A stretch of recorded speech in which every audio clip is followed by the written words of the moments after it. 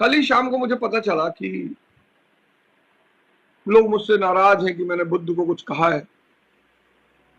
प्रभु एक शिक्षक, एक कोच की सबसे बड़ी विशेषता पता है क्या? अव्वल तो वो किसी को कुछ कहेगा नहीं, लेकिन फिर भी महापुरुषों को तो कभी कुछ कह ही नहीं सकते, सवाल ही नहीं उठता। जैसे मेरे ऊपर इतना इल्जाम लगा, बहुत इल्जाम लगा, मैंने कभी किसी इल्जाम की सफाई नहीं। पहली बार जब मैंने देखा कि बुद्ध के ऊपर इल्जाम लगा, भगवान बुद्ध, आइए आपको अपना दिखाता हूं, ये तो मेरा स्टूडियो अपार्टमेंट है, आइए दिखाता हूं आपको अपना घर का ड्राइंग रूम। आपके घर में हो सकता है बुद्ध की सिर्फ एक मूर्ति रखी हो, मेरे घर में पूरा एक दीवार भगवान बुद्ध के नाम पर अर्पित, पूरी एक दीवार, नीले कलर का वॉलपेपर है, ब्लू कलर।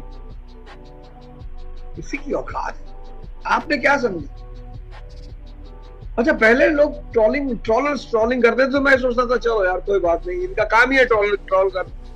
भनते, मतलब भनते ऐसी गलती कैसे कर सकते? और किसी भी अफवाह को 30 सेकंड की क्लिपिंग पे कभी मत मानिए, उसके आगे भी कुछ होगा, उसके पीछे भी कुछ होगा। 30 मिनट की क्लिप, 30 सेकंड की क्लिपिंग, 30 मिनट तो खैर चलिए बहुत हो गया, 30 सेकंड की क्लिपिंग देखकर किसी अवधारणा को ना बने। किसी की इतनी क्षमता नहीं है कि वो किसी महापुरुष को कुछ कह सके। सिर्फ तनाव बढ़ाना, सिर्फ तनाव बढ़ाना, सिर्फ तनाव बढ़ाना, इसके सिवा कोई उद्देश्य ही नहीं है किसी का। स्वामी विवेकानंद सुंदरता में किसी से कम है नहीं, पर चूंकि वो ध्यान ही है ना, उन्हें आवश्यकता नहीं है, ध्यान ही है वो। बाबा रामदेव को देख लो आप, किसी चीज की कमी है। ये जो सेक्स के प्रति पागलपन है, अंधापन है, उसकी सिर्फ एक वजह, स्ट्रेस, एंजाइटी, डिप्रेशन। अगर आप स्ट्रेस, एंजाइटी, डिप्रेशन से बाहर आ जाएं तो हस्तमैथुन भी खत्म, सेक्स के प्रति दौर भी खत्म, पॉर्न भी खत्म, रीलबाजी भी खत्म। लेकिन संभोग जो है ना, ये शरीर के ऊपर है, मन और चेतना, बहुत गहरा संबंध। इतनी बड़ी शक्ति है, इतनी बड़ी, मतलब जिसको भी पकड़ती है फिर उसको होश नहीं रहता। तभी तो एक शब्द है कामांधता, कि काम ने अंधा कर दिया। प्रकृति की सबसे बड़ी शक्ति है, जिसने भी लड़ने की कोशिश की वो मार डाला गया। आप देखो वो जो सीरीज है त्रिभुवन मिश्रा सीए टॉपर, अज्ञानतावश, अज्ञानता, 98% लोग अपने मन के गुलाम हैं। तो उनकी किस्मत कौन लिखता है? उनका मन। इसीलिए तो वो भाग्यवादी है। 2% लोगों ने अपने मन को अपना गुलाम बना रखा है और वो अपनी किस्मत लिखते हैं। गौर करिएगा इस लाइन को, फिर से बोल रहा हूं, आप लिखिएगा इस लाइन को। 98% लोग अपने मन के गुलाम हैं। आप सुबह 4 बजे उठना चाहते, नहीं उठ पा रहे। आप 4 घंटा पढ़ना चाहते, नहीं पढ़ पा रहे। आप योग करना चाहते, नहीं कर पा रहे। आप ध्यान करना चाहते, नहीं कर पा रहे। आप भीख मांगेंगे। जब कुछ पॉजिटिव हो ही नहीं रहा है, जब कुछ पॉजिटिव हो ही नहीं रहा है, तो परिणाम पॉजिटिव कैसा होगा? बोए पेड़ बबूल का तो आम कहां से होए? आप बताओ मुझे सोच के, कौन लिख रहा है आपकी किस्मत? आपका मन लिख रहा है या आप लिख रहे हो? और अगर आपकी किस्मत आपका मन लिख रहा है तो आप वहीं पहुंचोगे जहां आपका मन चाहता है। तभी तो स्वामी विवेकानंद जी ने कहा कि मनुष्य अपने भाग्य का निर्माता स्वयं है। कब? इतना कह के छोड़ दिया उन्होंने, मनुष्य अपने भाग्य का निर्माता स्वयं है, इतना कह के छोड़ दिया। अब लोग घूम रहे हैं कि कैसे भैया आंसर तो दे देते, पूरा तो बोल देते। मैं पूरा कर देता हूं आज इस लाइन को। मनुष्य अपने भाग्य का निर्माता स्वयं है, अगर वो अपने मन को अपना गुलाम बना ले। किसके द्वारा? ध्यान की प्रक्रिया के द्वारा। तो काम के प्रभाव में सब है। देखो दुनिया कह रही है एक से एक बाबू।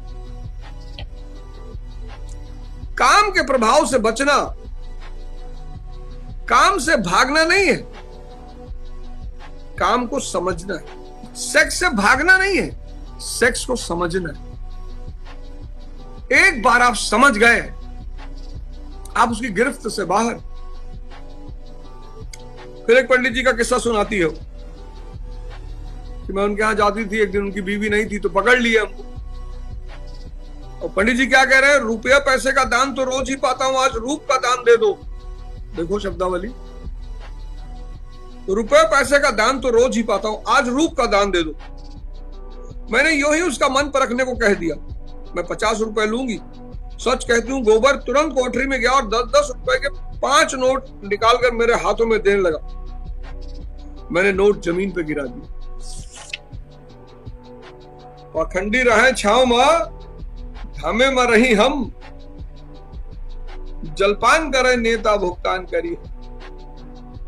मैंने कहा ना, मनुष्य अपने भाग्य का निर्माता स्वयं है, मगर कब? जब वो अपने मन को अपना गुलाम बना ले। जब तक वो अपने मन का गुलाम है, तब तक उसका मन उसके भाग्य का निर्माण करेगा। इसलिए दुनिया में भाग्यवादी लोग हैं। इसलिए दुनिया में भाग्यवादी लोग। कौन है भाग्यवादी? जो अपने मन का गुलाम है। तो उनको पता है जहां मेरा मन ले जा रहा है वहां मैं जा रहा हूं। अब गोबर को गुस्सा आ रहा, गोबर झुनिया से कह रहा दिखा मुझे। अरे झुनिया कह रही 2.5 किलो के आदमी को मार देगा, खत्म हो जाओगे। अरे गोबर कहता मैं 300 डंड डेली मारता हूं, दूध घी नहीं मिलता, नहीं तो अब तक सीना निकल आया होता। दुनिया भी कहती है चलो कोई बात नहीं, अभी देखूंगी। लेकिन वो फिर एक बात और कहती, वहां तो सभी एक से हैं, तुम किस किस की मरम्मत करोगे? न जाने मर्दों की क्या आदत है कि जहां कोई जवान सुंदर औरत देखी बस लगे घूरने, छाती पीटने। और यह तो बड़े आदमी कहलाते हैं। सुनो, और ये जो बड़े आदमी कहलाते हैं, ये तो निरे लंपट होते हैं। फिर मैं तो कोई सुंदरी नहीं हूं।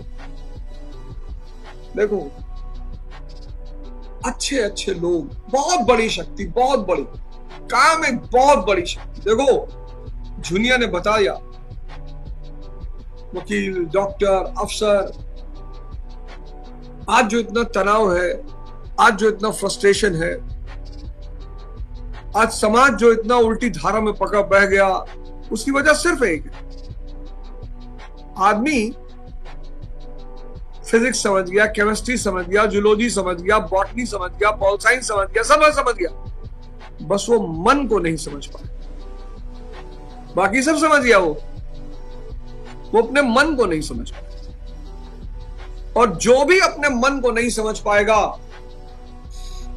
और दुर्भाग्य से उसका मन नेगेटिव हुआ, तो उसका विनाश सुनिश्चित है। मैं बार बार एक बात कहता हूं कि मैं बड़ा आश्चर्यचकित हूं इस देश को नेताओं को लेकर, इस देश की सरकारों को लेकर। मैं बहुत आश्चर्यचकित हूं कि जो देश की महिमा पूरी दुनिया में है, उसके ज्ञान की वजह से, उसकी ध्यान साधना की वजह से, वो ध्यान साधना उस देश में अनिवार्य ही नहीं है।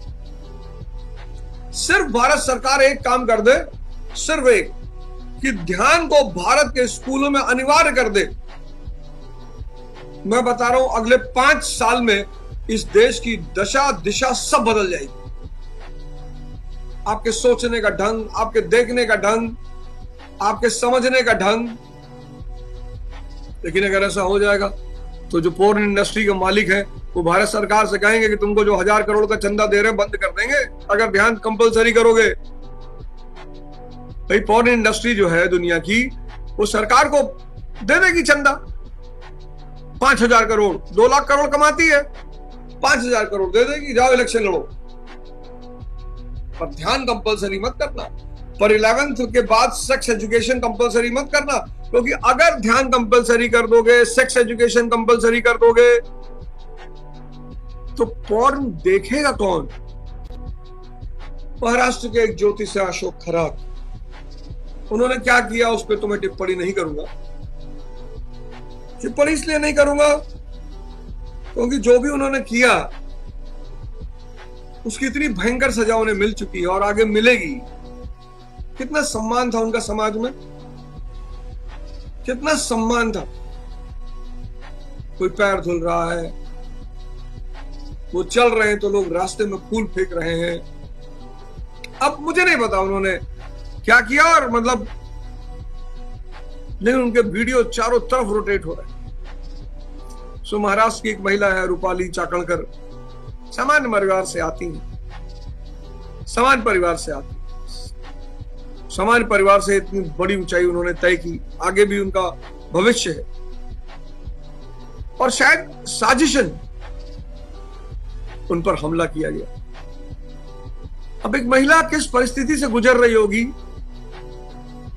ऐसी परिस्थितियां जब भी किसी के जीवन में आए उसे मौन हो जाना चाहिए और सिर्फ ध्यान साधना। बस अगर आप सही हैं, अगर आप सही हैं तो आप मौन हो जाइए और सिर्फ ध्यान साधना, बाकी कुछ नहीं। ये आपकी परीक्षा की सबसे बड़ी घड़ी होती है, ये आपकी परीक्षा की सबसे बड़ी घड़ी होती है, क्योंकि जब आप बहुत बड़े पद पे होते हो तो हजारों आपके ऊपर हमला करने वाले होते हैं। आपका नाम बड़ा हो, आपका पद बड़ा हो, आपका पैसा बड़ा हो, जो देखो वही आपके खिलाफ वीडियो बना के आपको गाली देगा।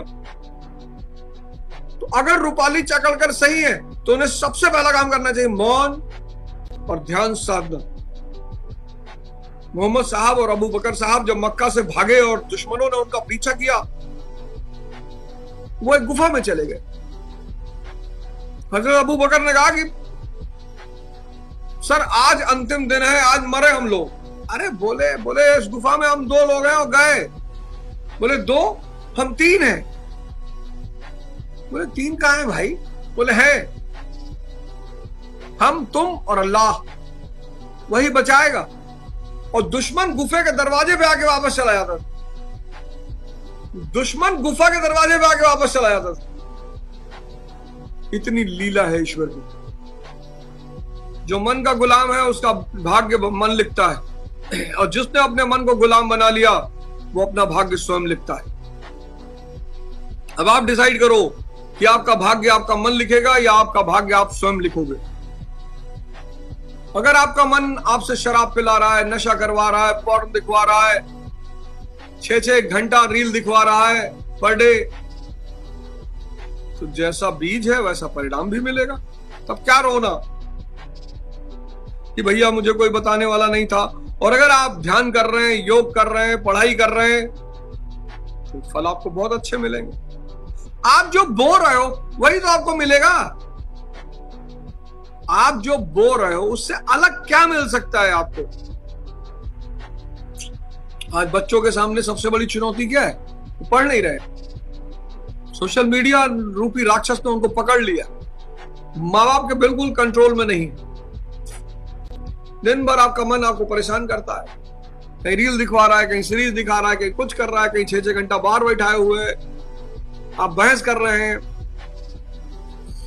अगर आपका भाग्य आपका मन लिख रहा है तो आप वहीं पहुंचोगे जहां आपका मन चाहता है। और अगर आप अपना भाग्य लिख रहे हो यानी आपका मन आपका गुलाम है।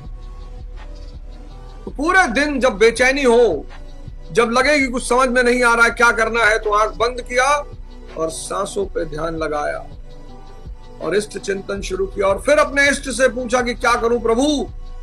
तुरंत कहेगा किताब उठा लो, बैठ के पढ़ो, ध्यान कर लो, योग कर लो, प्राणायाम कर लो।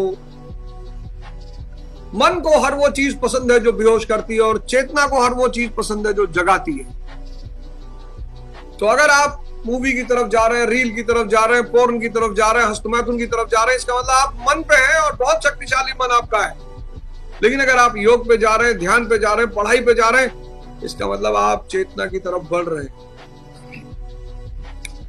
मन को हर वो चीज पसंद है जो बेहोश करती है और चेतना को हर वो चीज पसंद है जो जगाती है।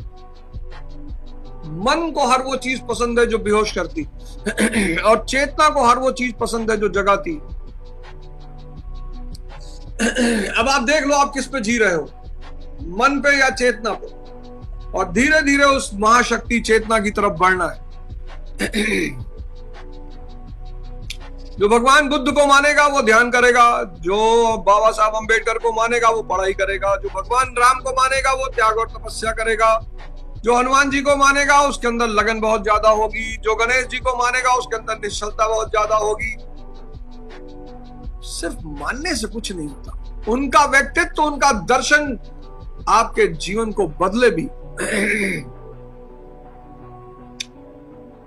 बदायूं में था, मैंने कहा पता है डॉक्टर अंबेडकर ने क्यों किताब हाथ में पकड़ रखी है?